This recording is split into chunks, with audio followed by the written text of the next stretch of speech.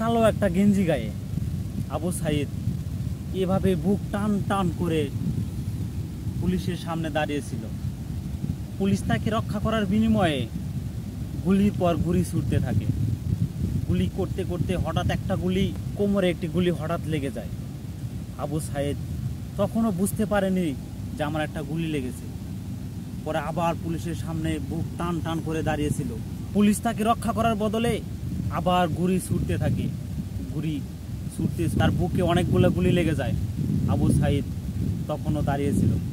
দাঁড়িয়ে থাকতে থাকতে আর যখন থাকতে না পারতেছিল, তখন আবু সাইদ মাটিতে ধীরে ধীরে লুটিয়ে পড়ে।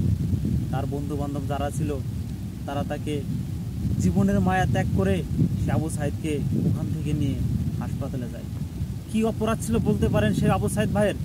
অপরাধ শুধু একটাই, সে একটা আন্দোলন করেছিল, কোঠা সংশোধনের আন্দোলন। একবারও ভাবলো না তার পরিবারের কি হবে। এই আবু সাইদের উপরে তার পরিবারের, তার ছোট বোনের অনেক আশা ভরসা ছিল। অধিকার চেয়ে তাইতে এসে কিভাবে তাকে জীবনটা দিতে হবে সে কখনো ভাবেনি।